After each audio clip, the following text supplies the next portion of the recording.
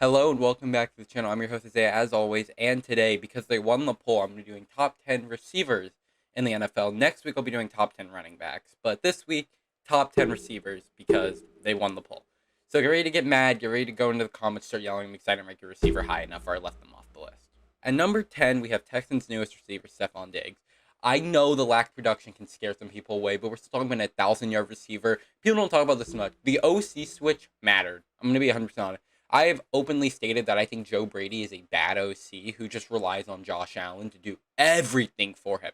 So he basically prioritized putting them under center, handing the ball off to James Cook, and just run Josh Allen, run. So they ran a lot of heavy sets that didn't really favor Stephon Diggs, and it does scare me a bit because if you're this elite receiver, you should be able to, work with it. But I think the Texans scheme is going to really help Diggs. They like to spread it out. They like to throw the ball a lot. And I think with the other two guys, it won't hurt his production. It will only help him because they're going to drag away attention from the defense that was not getting dragged away in Buffalo. At number 9, we have rookie sensation Puka Nacua. And this might be a little high to put a rookie, especially a rookie that definitely does not pass the eye test in terms of like physical. It's not the fastest guy in the world. He's not the strongest. But we're not about to discount the rookie. I hate discounting people because they're rookies and you never know how good they're going to be. Jamar Chase was being ranked in the top 10 after his rookie year, and people thought that was ridiculous. Look at that now. Justin Jefferson was being done the same. Look at him now. The fact is, he's already shown that he can do great things in this league. Now, I think Stafford helped him a lot there with his development if he went somewhere else. I don't think he would have the production he had. But Puka, still a phenomenal route runner, one of the best receivers in the game. Really, really sneaky athletic. I feel like this guy does not get talked enough for his ability to take a short play and just take off, man. Puka Nacua, put him at 9. I don't care that he's a rookie. He'll prove it next year. He'll be even higher on this list, I have a feeling. At number 8, we have Brandon Aiyuk. This guy is very polarizing because some people don't view him as even the best receiver on the 49ers, which I think is ridiculous. We're talking about a guy who had over 1,300 yards last year and 10 touchdowns. Like, are we really going to discount that kind of season? No. And I know he's got a lot of things going for him with the lack of attention he's going to be getting. You can't one-on-one Debo. You have to help with McCaffrey. You can't one-on-one Kittle. Like, there's so much going for him. But still, you watch this guy play. He has some of the smoothest route running. Just watch a Brandon Aiyuk route running compilation. He is one of the smoothest, most fluent route runners in the league. And he's got pretty good hands, too. I've seen this man win a ton of contested catch moments. So, yeah, Brandon Aiyuk, number 8, I think is a fair placement for him. At number 7, even this feels a little low for me. It's Amon-Ra St. Brown. The Lions were obviously a great team last year, and I think the receiving core is a bit overrated because I think people overestimate how much help Amon-Ra had. You're talking Jameson Williams, who has potential but really hasn't done much. I think he's got like under 30 catches in his career. Obviously hasn't played a full season yet. We'll hopefully see that this year.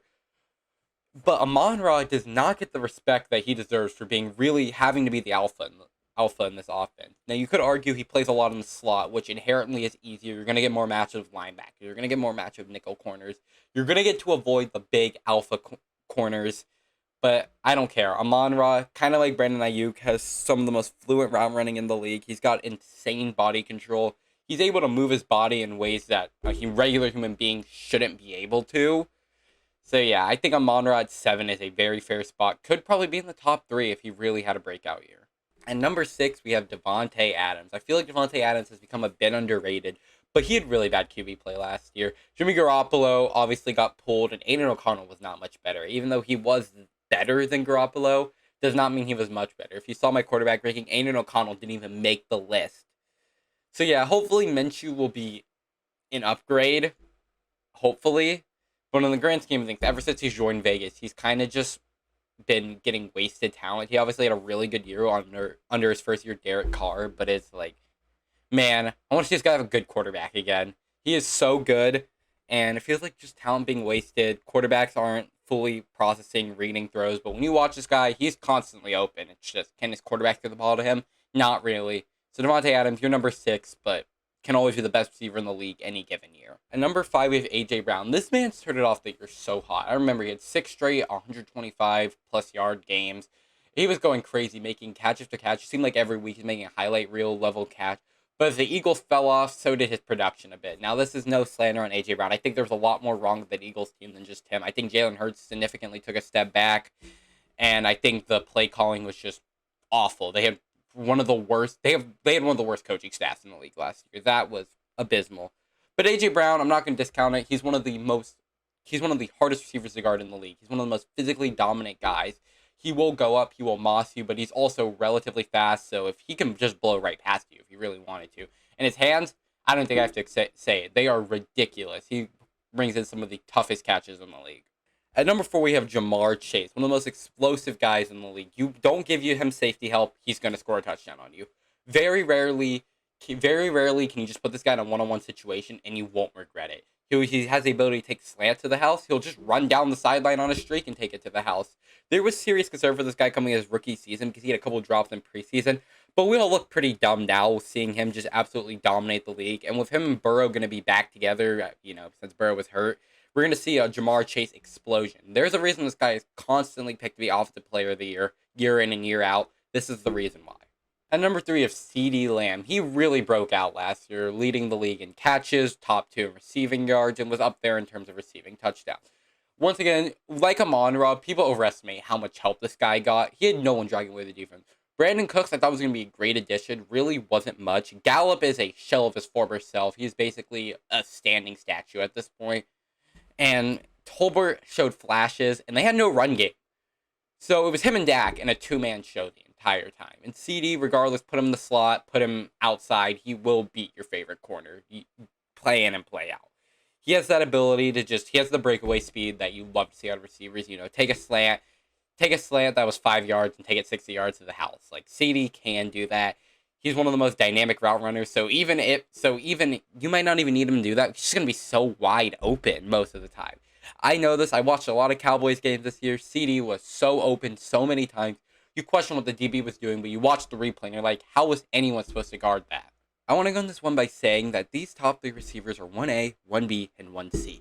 If you want to rank them in any way, rank them how you want. If you put CD at 1, if you put Jefferson at 2, and spoiler alert, if you put Hill at 3, I won't care because they all are so talented. So it's like, so what? One spot. These are the 3 best guys in the league right now. So at number 2, we have Justin Jefferson.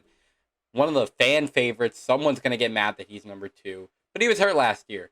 Obviously, when he was playing, he was absolutely carrying the Vikings. So I don't want to harsh on him too much because, when he was playing, he averaged most yards per game in the league. And do I have to tell you how good he is? Really? Dynamic route runner. One of the best hands in the league. Overall, just a phenomenal receiver. He is near perfect when it comes to receivers. He has, and as much as people hate it, he has the ego to be a receiver. You need an ego to be an alpha wide receiver. Jefferson has it. And if he's Offensive Player of the Year, goes for 2,000 yards, I wouldn't be surprised because he is one of the best in the league. And if you put him at 1, I won't be mad. And as I've already stated, the number 1 receiver in the league, in my opinion, is Tyreek Hill. This might be biased because I'm a Dolphins fan, but you know what? He has intangibles you can't teach. That type of speed and body control is something that you can simply not teach. Regardless of how much workouts you have, Tyreek Hill will always blow past you. It's something that you cannot teach, and it's so valuable. We've seen fast receivers before, but a lot of them don't work out. There's a reason why Tyreek Hill worked out. There's more to him than just his speed. He has phenomenal route running, insane body control, is able to read out a defense like a quarterback, is able to find those soft spots. And in any given play, if Tyreek Hill's on the field, it could be a touchdown.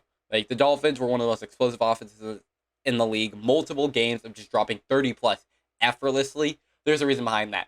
Because any given play, you could be at the 1-yard line, you can be at the 50-yard line. It does not matter. If Tyreek Hill's on the field, any given play, it could be a touchdown because he'll just blow right past you. And that is all for my receiver rankings.